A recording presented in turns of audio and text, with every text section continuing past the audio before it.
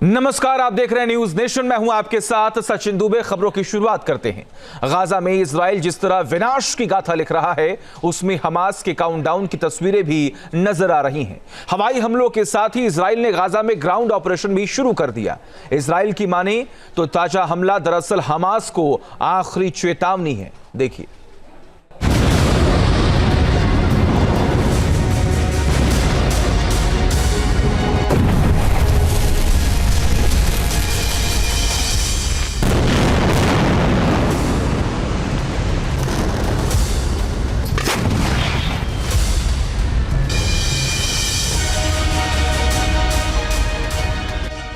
आसमान से बरसाई बर्बादी, अब जमीन से बारी आई।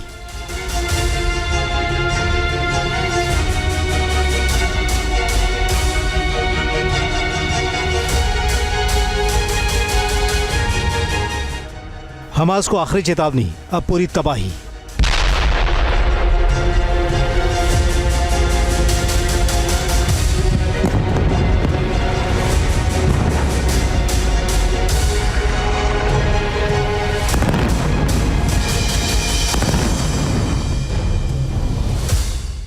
गाजा में सबसे बड़ा ऑपरेशन सफाया, अब पूरा कब्जा होगा।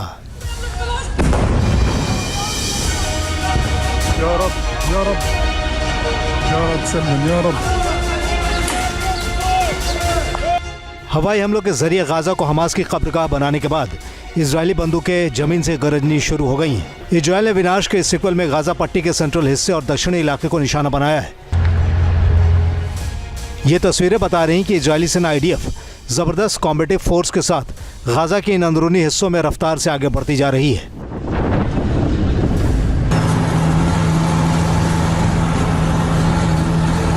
इन जमीनी हमले के जरिए गाजा में इजरायली सेना नेत जरीम कॉरिडोर के अंदरूनी इलाकों तक कब्जा जमाने के लिए निकल पड़ी है।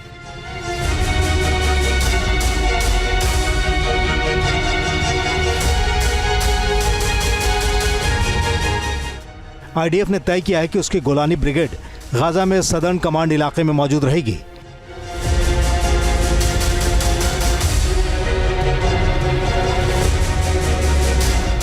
जिससे हमास के ठिकानों पर और भी भीषण हमलों को अंजाम दिया जाए।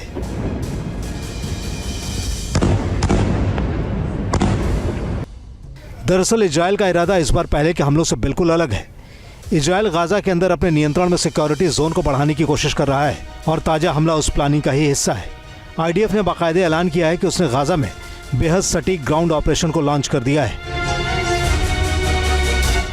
इन हमलों से साफ है कि इजरायल गाजा में कॉम्बैट जोन का ताबड़तोड़ विस्तार कर रहा है ताकि वहां से रिहायशी इलाकों को हटाया जा सके।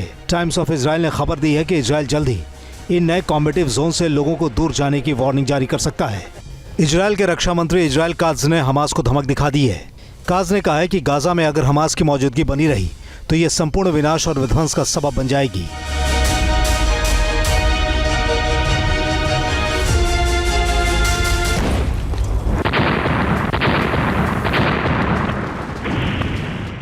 इन हवाई और जमीनी हमलों के रास्ते इजरायल दो बड़ी प्लानिंग पर काम करता नजर आ रहा है।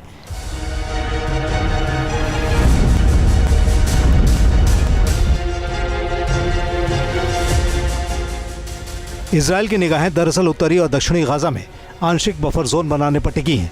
IDF की 252वीं बटालियन नेत जरीम कॉरिडोर एरिया में मौजूद है। ये वो रूट है जहां गाजा दो हिस्सों में बंटता है और इजरायली सेना इसके एक हिस्से पर कब्जा करने पर जुटी हुई है।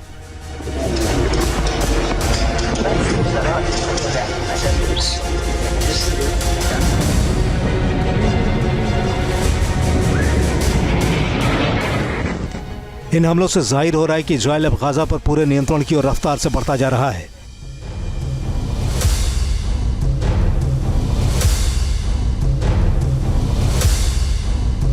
यमन बेस्ड हुती को ईरान से और रशिया से हाइपरसोनिक मिसाइल मिल रही हैं। हुती ने इजराइल के ऊपर 2 हाइपरसोनिक मिसाइल से हमला भी किया है। हालांकि इजराइल कह रहा है कि वो इंटरसेप्ट कर ली गई हैं, मगर पिक्चर्स बताती हैं कि नुकसान हुआ है। कारण ये है कि उन हाइपरसोनिक मिसाइल्स को पूरी तरह से रोकने का आयरन डोम या डेविड स्लिंग या एरो 2 और 3 के पास मुकम्मल क्षमता नहीं है।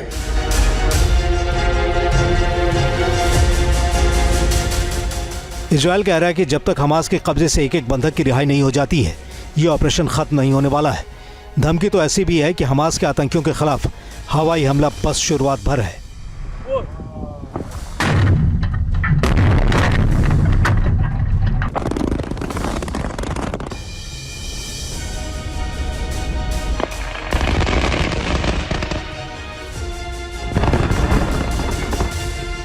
हमास के कब्जे में इस वक्त 59 बंधक हैं, जिनमें 24 जिंदा बंधक और 35 बंधकों के शव शामिल हैं।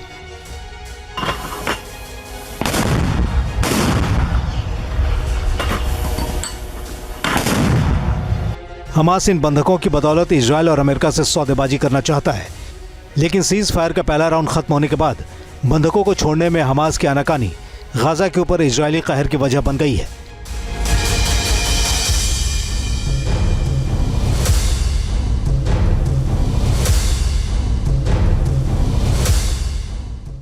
पिछले 15 महीने की जंग में गाजा का 90% हिस्सा मटिया मेट हो चुका है।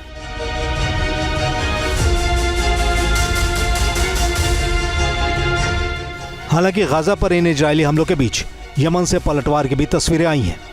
यमन के रास्ते इजरायली शहर तेल अवीव पर फिलिस्तीन 2 हाइपरसोनिक बैलिस्टिक मिसाइल से हमला हुआ है।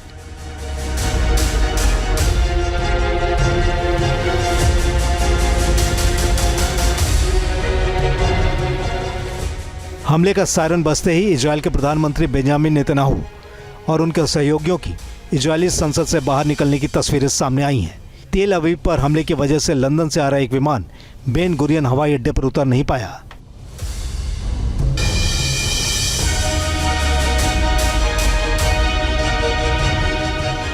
अमेरिका के पूर्व प्रेसिडेंट जो बिडेन का इजराइल को उस तरह का सपोर्ट नहीं था जिस तरह का सपोर्ट अब डोनाल्ड ट्रंप दे रहे हैं। डोनाल्ड ट्रंप ने इजराइल को खुली छूट दे दी है। उन्होंने बंकर बस्टिंग बम 1800 इजराइल को दे दिए हैं और कह दिया है कि जिस भी हथियार की ज़रूरत होगी वो दिया जाएगा। लिहाजा अब इजराइल ने भयंकर एयर बम्बार्डमेंट किया है खान यूनिस में और सेंट्रल गाजा में।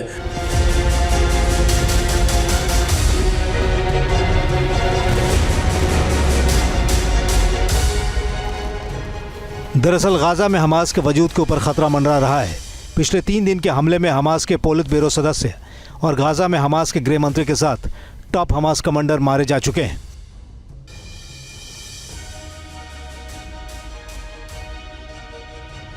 हमास का दावा है कि इजरायली हमलों में 400 से ज्यादा फिलिस्तीनियों की मौत हो गई है। हालांकि मारे जाने वालों में हमास का कैडर भी शामिल है।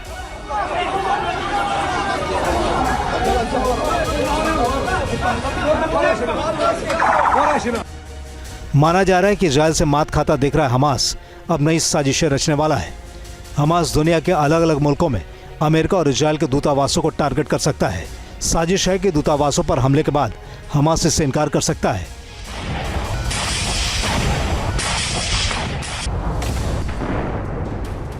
लेकिन एक्सपर्ट कह रहे हैं हमास की यही साजिश उसकी आखिरी भूल साबित हो सकती है। Team news nation.